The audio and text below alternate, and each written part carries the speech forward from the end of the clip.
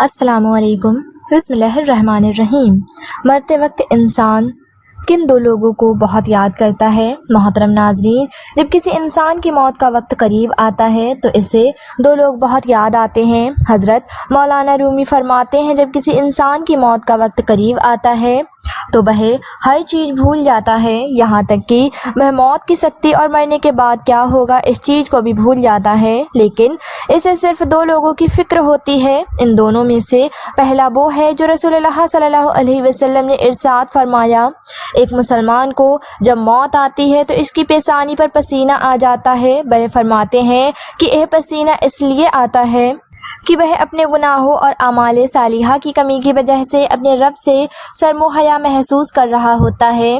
ایک روایت میں ہے، اگر میت کی پیشانی پر پسینہ بہہ پڑے اور اس کی آنکھیں ڈبڈبا جائیں، نتنے پھول جائیں تو یہ رحمت الہی کی علامت ہوتی ہے۔ محترم ناظرین، مرتے وقت انسان کے دل و دماغ سے ہر چیز نکل جاتی ہے، انسان سب کچھ بھول جاتا ہے، اپنا مال و دولت، عزیز و اقارب، دوست احباب اور رشتہ دار سب کچھ بھول جاتا ہے، لیکن مرتے وقت انسان دو لوگوں کو بہت یاد کرتا ہے۔ وہ دو لوگ ہرگز نہیں بھولتے، ان کو سامنے بٹھا کر چیخنے چلانے کی کوشش کرتا ہے، ان کے غم میں، ان کے ارمان میں، ان کے افسوس میں رونے کی کوشش کرتا ہے مگر رو نہیں پاتا۔ حضرت مولانا جلال الدین رومی فرماتے ہیں، میرے محلے میں ایک شخص زندگی اور موت کی جنگ لڑ رہا تھا۔ وہ مرنے والا شخص موت کے بالکل قریب، لوگ میرے پاس آئے کہ حضرت ہمارا ایک شخص مرنے والا ہے، آپ ہمارے ساتھ چلیں اور اس کو کلمہ پڑھائیں۔ حضرت مولانا جلال الدین رومی فرماتے ہیں کہ میں اس مرنے والے انسان کے پاس پہنچ گیا، اس کے قریب بیٹھ گیا، آس پاس میں اس کے دوست احباب، رشتہ دار، عزیز اقارب بیٹھے ہوئے تھے اور اس کے مرنے کا انتظار کر رہے تھے۔ اب اس مرنے والے کی آنکھیں چھت پر لگی ہوئی تھیں، وہ کچھ سوچ رہا تھا۔ اللہ نے اسے بولنے کی توفیق دی تو وہ رو کر کہنے لگا، میری بیوی کہاں ہے؟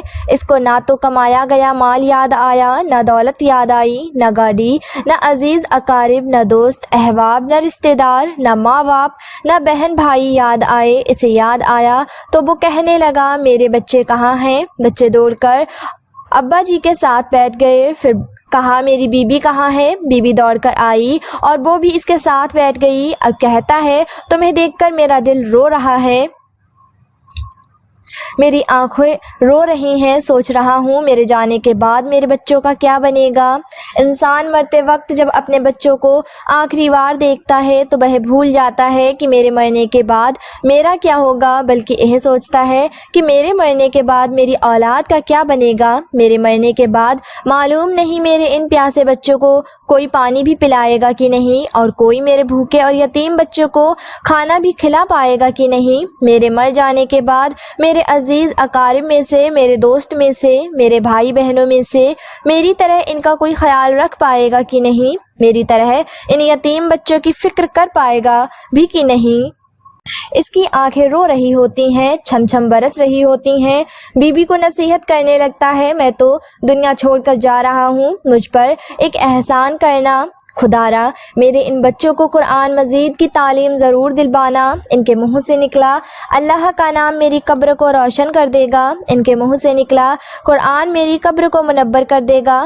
جب میرے بچوں کے منہ سے نکلے گا یاسین قرآن الحکیم تو اللہ جہنم کی آگ کو مجھ سے دور کر دے گا، میں اللہ تعالیٰ کے عذاب سے بچ جاؤں گا۔ محترم ناظرین، اپنے بچوں کو دین کی تعلیم دینا، قرآن کی تعلیم دینا بہت ضروری ہے، کیونکہ تم نے وہ واقعہ نہیں سنا جب حضرت موسیٰ علیہ السلام ایک قبرستان سے گزر رہے تھے تو آپ نے دیکھا کہ قبرستان کی ایک قبر کے اندر مردے کو دردناک عذاب دیا جا رہا تھا۔ مردہ عذاب میں مبتلا ہے، اس کی قبر جہنم کے گڈھوں میں سے ایک گڈھا بن چکی ہے۔ مردہ عذاب میں مبتلا ہے، چیخ پکار کر رہا ہے۔ حضرت موسیٰ علیہ السلام آگے چلے گئے۔ کام کرنے کے بعد جب واپس اس راستے سے گزرے تو آپ دیکھ کر حیران ہو گئے۔ آپ نے دیکھا کہ وہی جہنم میں جلنے والا شخص جس کی قبر میں عذاب دیا جا رہا تھا، وہ شخص جنت میں ٹہل رہا ہے۔ اس کی قبر جنت کے باغوں میں سے ایک باغ بن چکی ہے۔ آپ نے اپنے دونوں ہاتھ اٹھائے اور عرض کیا، میرے مالک، میں تھوڑی دیر پہلے یہاں سے گزرا تھا، تو یہ قبر جہنم کے گڈھوں میں سے ایک گڈھا بنی ہوئی تھی، اب جنت کے باغوں میں سے ایک باغ بن گئی ہے۔ اللہ تعالیٰ نے فرمایا، موسیٰ جب یہ شخص مرا تھا تو مرنے سے پہلے اپنی بیوی کو حاملہ چھوڑ کر مرا تھا۔ اس کی بیوی نے ایک بچے کو جنم دیا۔ آج بچہ تھوڑا سا بڑا ہوا تو اس کی بیوی نے بچے کو مسجد میں بھجوایا اور استاد صاحب نے اس کے بچے کو جب پڑھایا بسم اللہ الرحمن الرحیم، اور جب اس کے بچے نے پڑھا بسم اللہ الرحمن الرحیم تو میری رحمت کو جوش آیا، مجھے یاد آیا کہ اس کا بچہ میرا نام لے اور میں اپنے نام لینے والے بچے کے باپ کو جہنم میں ڈال دوں، یہ میری رحمت گوارا نہیں کرتی۔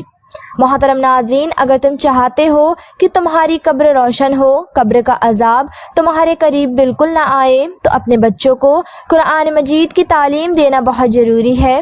حضرت جلال الدین رومی فرماتے ہیں کہ ایک دم سے اس انسان کی زبان لڑکھڑانے لگی، ایک دم سے اس کے ہونٹ کانپنے لگے، اس کا بدن کانپنے لگا، موت کا فرشتہ روح نکالنے کے لیے آ گیا۔ فرماتے ہیں جب انسان کی روح نکلتی ہے تو اس کا منہ کھلا ہو جاتا ہے، دونوں ہونٹ ایک دوسرے سے جدا ہو جاتے ہیں، انسان کی روح انسان کے پاؤں سے نکلتی ہوئی اوپر کی طرف آتی ہے، جب دل اور پھیپھڑوں تک پہنچتی ہے تو وہ لمحہ ہوتا ہے، جب وقت ہوتا ہے جب انسان زندگی میں پہلی بار اس دنیا کے اندر ایک فرشتے اور ایک شیطان کو اپنی آنکھوں سے دیکھتا ہے۔ ایک طرف شیطان اس کے کان میں مشورہ دیتا ہے، دوسری طرف اس کی زبان اس کے اعمال کے مطابق الفاظ نکالنے لگتی ہے۔ ناظرین، اگر انسان نیک ہوتا ہے، اگر نمازی ہوتا ہے، اگر عبادت گزار ہوتا ہے، اگر اللہ کا نیک بندہ ہوتا ہے تو پھر اس کا دماغ عجیب و غریب سی حیرت کا شکار ہو جاتا ہے، اور جب انسان شیطان کے مشورے کو قبول کر لیتا ہے تو پھر کوشش کرتا ہے کہ کلمہ پڑھے لیکن وہ نہیں پڑھ پاتا۔ حضرت عائشہ رضی اللہ تعالیٰ عنہ سے روایت ہے کہ جب اللہ پاک کسی بندے کے ساتھ خیر کا ارادہ فرماتا ہے تو اس کے مرنے سے 1 سال پہلے ایک فرشتہ اس کے پاس بھیج دیتا ہے جو اسے برائی سے روکتا ہے اور اسے نیک راہ پر ڈالتا ہے، یہاں تک کہ اچھے وقت پر اس کی موت واقع ہو جاتی ہے۔ لوگ کہتے ہیں یہ بندہ بہت مبارک وقت پر فوت ہوا ہے۔ جب اس کی موت کا وقت قریب آتا ہے اور وہ اپنے نیک اعمال تیار دیکھتا ہے، اس کا دل فوراً اس دنیا سے نکل جانے کو چاہتا ہے اور اپنے رب کریم کو ملنے کے لیے بے قرار ہو جاتا ہے، اور اللہ تعالیٰ بھی اس سے ملنے کو پسند فرماتا ہے۔ اللہ پاک سے دعا ہے کہ ہم سب کو نیک اور شار اعمال کرنے کی توفیق عطا فرمائے۔